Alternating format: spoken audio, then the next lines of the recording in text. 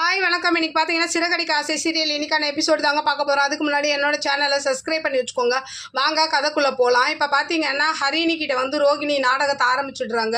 அவர் இவ்வளோ சீக்கிரம் என்கிட்ட வந்து மூவ் ஆன் ஆவார்னு நான் எதிர்பார்க்கல. நான் வந்து அவ்வளோ லவ் பண்ணுறேன் அப்படின்ற மாதிரி சொல்கிறாங்க. இதை ஹரிணி வந்து அப்படியே கேட்டுக்கிட்டே ஒரு மாதிரி நிற்கிறாங்க. அடுத்த சீன் பார்த்தீங்கன்னா சத்யா விஷயமா மீனா அம்மா வந்து முத்துவை பார்த்து நீங்கள் அவனுக்கு இந்த லவ் விஷயத்தில் சப்போர்ட் பண்ணாதீங்க, எனக்கு இந்த சிந்தாமணி வந்து அவனை ஏதாவது பண்ணிவிடுவாங்களான்னு எனக்கு பயமாக இருக்குது, நீங்கள் சப்போர்ட் பண்ணிங்கன்னா அவன் நாங்கள் சொல்கிற பேச்சை கேட்க மாட்டான் அப்படின்ற மாதிரி முத்துக்கிட்ட சொல்லிவிட்டு அவங்க கிளம்பிடுறாங்க. அடுத்த சீன் வந்து என்ன ஆகுதுன்னா முத்து வந்து இது விஷயமா மீனா கிட்ட பேசுகிறாரு. இவ்வளோ சீக்கிரம் உன்னை யார் அவங்க அம்மா கிட்ட சொல்ல சொன்னா அப்படின்ற மாதிரி சொல்லவும் அப்போ மீனா சொல்கிறாங்க, ஆமாம் சிந்தாமணியால் அவனுக்கு ஏதாவது ஆபத்து வந்தால் என்ன பண்ணுறது, நீங்கள் இந்த லவ்க்கு சப்போர்ட் பண்ணுறீங்க, அதனால் அவன் வந்து ரொம்ப ஸ்ட்ராங்காக இருக்கான் அப்படின்ற மாதிரி சொல்லும் போது அப்போ நான் பார்த்துக்கிறேன்ற மாதிரி முத்து சொல்கிறாரு.